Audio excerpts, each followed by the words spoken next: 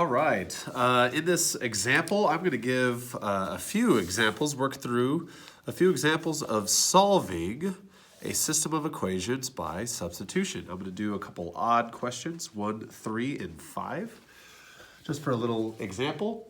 Solving a system of equations by substitution is very different than solving a system of equations by graphing. Last section, we were given two linear equations and we graphed them and we were able to plot their points. Now, what if we don't have a graph and we want to solve a specific way by substitution? One of the key kind of points to realize about substitution is that whatever quantity something is equal to, you can substitute that in wherever another variable is. For example, let's just say, this is just an example, this is how I like to teach it. If x equals 3, x equals that quantity right there, 3, okay? Now, if we have this over here, let's just say 4x plus 2. Well, we can't solve this equals what?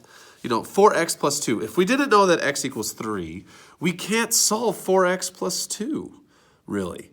Like, it give us a certain number, right? We're not solving for x, we want to give a certain number, okay? Now, if we know that x equals 3, though, we can substitute that quantity, that expression, that number, into the x of this equation over here. So once again, this is just an example. So if I know x equals 3, then that 3 I can substitute into that x over there. Because that equal sign means that you can really substitute anything because they're equal to each other. If x equals 3, boom. Instead of the x, it's going to be this. 3 plus 2. Well, then we can figure out that kind of what that is equal to. Instead of the x, we put what x is equal to, which is the 3. 4 times 3, order of operations is 12. 12 plus 2 is 14. That's how I like to introduce solving by substitution. So now, let's look at this. Let's look at number 1. Our goal of solving by substitution is to get a variable by itself. It could be x or y. In the past lesson, we were getting the y by itself to really graph in slope-intercept form. But like we look at number 5, the x is by itself. That's okay, right? What I always do is if there's a variable by itself, then I put parentheses around what it is equal to. So number 1, y is equal to 5 plus x, all right? Notice that it's not a single number like in my example up here, but the same concept still applies. Y is equal to a quantity. Y is equal to 5 plus x. Well, guess where I can substitute that quantity, 5 plus x, into? I can literally substitute, because it's equal to, that quantity 5 plus x into the y of the other equation. Since this is a system of equations, these are related. So instead of the y right here, I'm going to substitute the 5 plus x. I'm going to put in what the y is equal to. Similar to our unrelated example, I substituted the 3 into the x because x is equal to 3, right? Even though this is an expression, 5 plus x, I can still substitute that in to get rid of the y. And the point is this. If we have just one unknown, then we can solve. Let's look at this equation right, the top one right now. We have an x and a y. We have two unknowns we cannot solve. If we just had that top equation by itself, we couldn't solve for it because there were too many unknowns. We have to get it down to one unknown. So 2x, that didn't change. There's my 2. Now instead of the y, I'm going to put what y is equal to, 5 plus x. See how y was equal to 5 plus x? I just put the 5 plus x in place of the y, equals 10. And the point of that is that once now this just becomes an equation to solve. Just like we did back in August and September, I'm going to solve this equation, so distributive property, rewrite my equation, 2x, 2 times 5 is 10. 2 times x is 2x equals 10. Okay, let's combine like terms. Combine the 2x and 2x. 2x plus 2x is 4x. Plus 10 equals 10. Okay, I'm just going to keep on solving. I get the x by itself now. Subtract 10, subtract 10. 4x equals 0.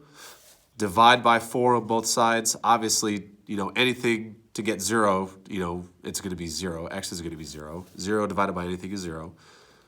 X equals 0. Okay, now that's the point of substitution because I got rid of the y. I got rid of the y and put in 5 plus x. All right, because now I just have one unknown and I can solve for it and finally get it to be known. I know now that x is 0 for sure. Right? But we're not done. I always tell my students, we're only halfway done.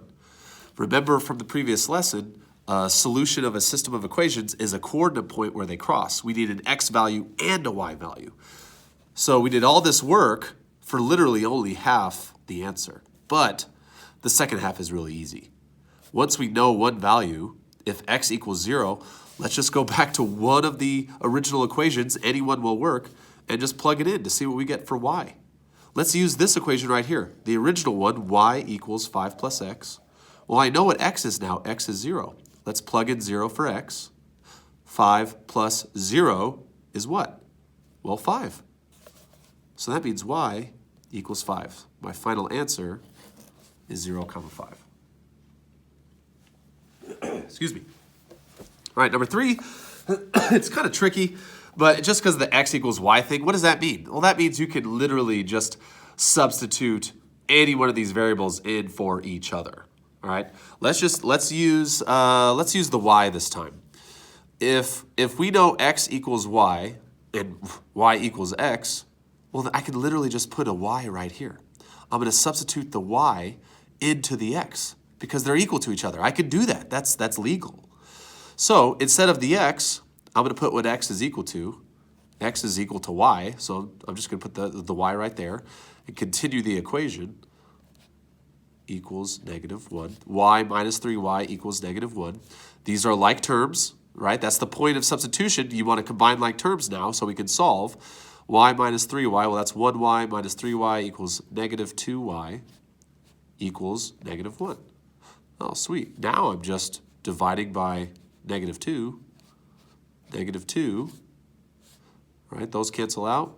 Y equals 2 negatives cancel out, 1/2, or 0.5, right?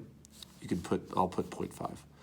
No, that's only half my answer because remember I need an x value and a y value. If my y value is 0.5, well, this is super easy. If I know my y is 0.5, well, x and y are equal to each other. So my x value is also 0.5. All right. Now finally, last one, number 5. Let's do this. Okay, are there any variables that are by themselves with no coefficient? Yes, this x is by itself. There's no coefficient out here. So x is equal to 3y plus 5. I'm going to use the top equation and just substitute what the x is equal to. That expression, 3y plus 5, I'm just going to substitute into that x up there. So then I just have one variable. Notice that once again, in the top equation, there's 2 different variables. My goal is just to have one variable, just one x or one y. So that way I can solve for it. So I'm going to put 2. Now instead of the x, I'm going to put what the x is equal to, 3y plus 5. I'm going to continue that equation up there, plus y equals 3. Now here we go, just like we did in August and September, let's just solve this equation. We have one total variable, just the y, so we can eventually solve. Distributive property, 2 times 3y is 6y, 2 times 5 is 10. Then continue this equation, plus y equals 3. All right, combine like terms, 6y plus y is 7y, plus 10. Combine those like terms right there. Equals 3. we'll try to get that y all by itself now. Subtract the 10, get the variables on one side, the constants on the other. Subtract 10, that cancels out. 3 minus 10 is -7. Drop down this, 7y. Hopefully you guys have seen where this is going now. One more step, divide by 7, y equals -1. But guess what? We're only halfway done with the answer. We did all that work for only half the answer. That's what I love saying. But the second half is super easy. If I know my y is -1, that's the part of my coordinate point. Now I just need to find the x. But look, all we got to do is plug in -1 for the y right here, and then we're going to get our x value. So I'm going to continue this over here, get some room. X equals 3. Now instead of the y, I know now that y is -1 plus 5. 3 times -1 is -3. -3 plus 5, which is the same as 5 minus 3, is 2. X equals 2. Put that in my coordinate point over here, and boom.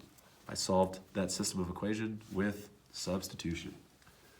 Oh no, I'm so sorry. Oh crap. The video was moved over a little bit. I hope you're able to see all that. Okay, I'm gonna just leave it right there for a sec if you want to pause it so you can see the whole page. I don't think a lot of it was cut off until the very end there. You're able to see some of the work and still listen to my instruction. So, all right, thank you.